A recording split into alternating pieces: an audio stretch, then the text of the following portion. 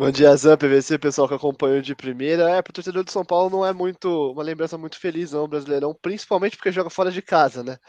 Então, o São Paulo não venceu ainda fora de casa no Brasileirão, e a última vez que o São Paulo ganhou aí longe do Morumbi foi contra o Palmeiras na Copa do Brasil, aquela eliminação que ganhou os dois jogos. Mas, enfim, o Brasileirão voltou e no Beira-Rio até que o retrospecto é bom, né? O São Paulo tem se dado bem no Beira-Rio nos últimos anos.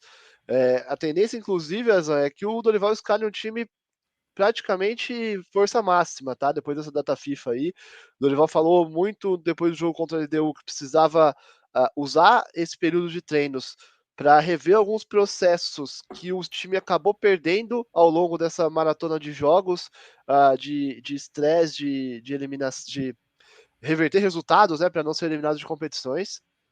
Então, alguns processos acabaram se perdendo nesse caminho e ele queria utilizar esse período para fazer com que esses processos voltassem a funcionar como já funcionaram em um dado momento, né? Quando o Dorival chegou ao São Paulo, o time ficou, acho que se não me engano, 11 ou 12 jogos sem perder.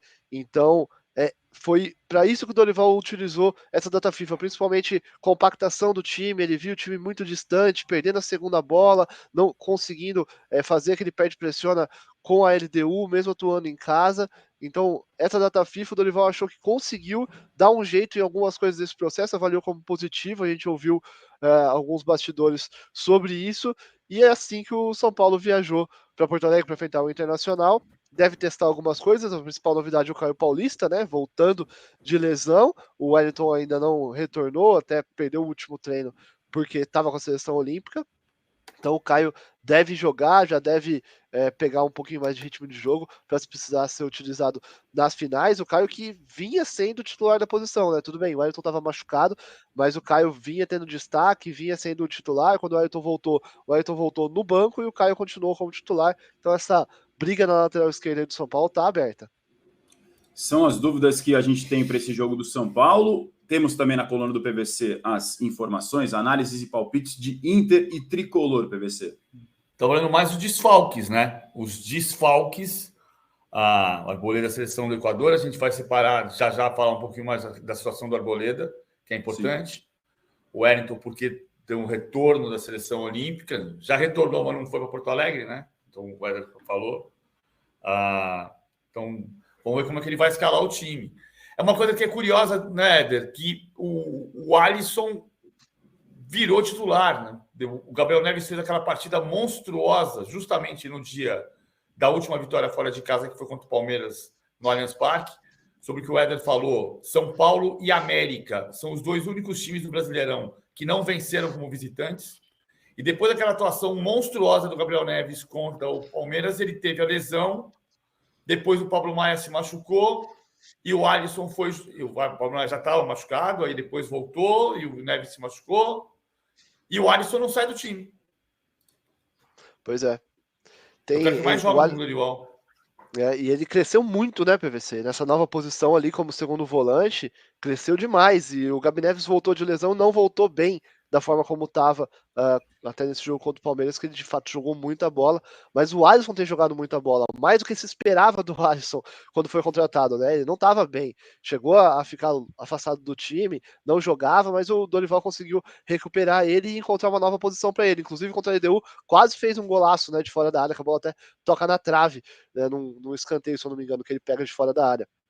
Então é um jogador que tem ganhado a confiança não só do Dorival, mas do torcedor São Paulino. Não tem ninguém que questione a titularidade do Alisson, por mais incrível que isso possa parecer se a gente falasse isso há 2, 3 meses atrás. Né? Então o Alisson de fato ganhou por merecimento essa posição. E acho que a principal dúvida hoje fica pelo Luciano, né? Porque o Lucas tem jogado muito melhor atuando pelo centro, atuando ali como um 10, né? Como um segundo atacante ou como um 10, e o Luciano não consegue desempenhar atuando pela ponta, não é a característica dele, ele sempre jogou como segundo atacante. Quando o Lucas joga pelo centro e o Luciano é aberto na direita, ele não consegue render. E aí quem briga por essa posição é o Rato, que oscila muito, né? O Rato não vinha bem nos últimos jogos, aí faz aquele golaço contra o Corinthians, ganha moral de novo. Ele é muito utilizado no São Paulo, mas não é um cara como o Alisson é hoje, por exemplo, inquestionável. Então tem essa dúvida, né? Só para a gente passar, o São Paulo deve ir com o Rafael, Rafinha, o Alan Franco, o Beraldo e o Caio Paulista, aí o Pablo Maia, o Alisson e o Lucas, né, ali pelo centro, pelo centro, né, mais um meia, mas acho que é mais um atacante, a gente acho que teria que escalar no 4-4-2, né? Então na direita seria o Luciano ou o Rato, o Pablo Maia, o Alisson e o Nestor na esquerda, e o Caleri e o Lucas ali mais avançados, numa espécie de um 4-4-2. O Dorival varia muito durante o jogo, né? Chega a jogar com 3 defensores, com o Rafinha fazendo a saída pela direita e liberando o Caio Paulista e o Wellington para avançar. Agora, Azan, informação importante aqui, tá? Opa! Eu acabei de receber a informação aqui, vinda lá do Equador, de que o Sobre Arboleda já está viajando para o Brasil e que os exames feitos lá no Equador saíram normais, tá? Então, os exames do Arboleda saíram normais lá no Equador. O São Paulo diz que ele chega hoje aqui no fim do dia no Brasil e amanhã vai fazer novos exames aqui em São Paulo. Mas a grande informação aí, a boa informação para o torcedor de São Paulo é que os exames saíram normais lá no Equador. Então, se tudo der certo, o Arboleda, quem sabe, esteja à disposição já para a primeira final, que tenha sido só um susto essa saída dele com dores aí na partida contra o Uruguai. Você pode repetir a informação, então, Éder, por favor? Informação que os exames no Equador, Razan, saíram normais, tá? Os exames feitos lá no Equador saíram normais. Ele chega ao Brasil hoje à noite. O São Paulo vai fazer novos exames amanhã, mas a primeira informação, os primeiros exames feitos ainda lá no Equador, deram normal, não deram nenhuma lesão. Não constataram, então, lesão, porque o Arboleda saiu preocupando o torcedor do São Paulo, PVC, essa imagem dele até sentindo. Depois, na zona mista, de alguma forma, ele deu uma tranquilizada, né? Perfeito. Hoje de manhã, em Porto Alegre, havia pessimismo mas a informação do Éder é muito valiosa, porque se não tem lesão apontada no exame, ele joga domingo. De manhã em Porto Alegre, a impressão geral era de que ele não jogaria domingo, ou dificilmente jogaria domingo, e muito provavelmente seria dúvida para o segundo jogo.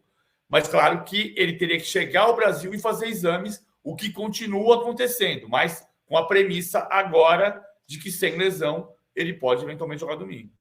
Informação importantíssima, atualizada, então, agora em tempo real para vocês aqui do Éder Traschini no de primeira. Será que dá para imaginar ele já na primeira final mesmo, Éder, pelo que você ouviu agora? Olha, eu acho que se tinha um pessimismo anterior, agora a gente tem um otimismo, né? Se não apontou lesão no primeiro exame no Equador, acho que não é uma lesão de pancada para ter um inchaço e no primeiro exame não apontar e depois você pegar uma lesão porque o inchaço diminuiu. Acho que não é o caso, né? Ele sentiu de uma outra forma, não foi pancada. Então, acredito que um otimismo de que possa estar à disposição para um jogo tão importante, né? Uma final. O torcedor do São Paulo deve estar na expectativa também, claro, e esses desfalques de última hora, de lado a lado, do São Paulo e do Flamengo, influenciam diretamente no que pode acontecer no Maracanã, PV. Eu diria que 4 meses atrás, a gente estaria falando sobre o melhor zagueiro do São Paulo. E é incrível como o tempo avança e você diz que hoje o melhor zagueiro do São Paulo é o Beraldo. Não é o Arboleda, mas é um jogador fundamental. Muito importante para o jogo aéreo, por todas as condições. Ele deixou de ser o melhor zagueiro, mas ele é um zagueiro fundamental, muito importante que possa jogar no domingo.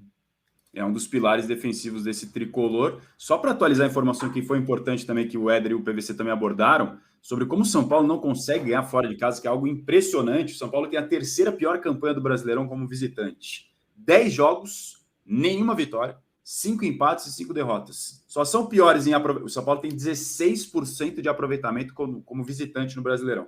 Só são piores que o São Paulo. O Santos, que venceu uma, mas tem 12% de aproveitamento. 11 jogos o Santos tem um a mais como visitante, uma vitória, um empate e 9 derrotas. E o América é o lanterna no quesito, não ganhou nenhuma assim como o São Paulo. 3 empates, 7 derrotas, 10% de aproveitamento do time mineiro Coelho. Impressionante esses números, principalmente pelos 3 lanternas, com São Paulo e Santos entre eles. Éder, obrigado demais pela participação e pela atualização em tempo real aqui com a gente da situação do Arboleda no de primeira.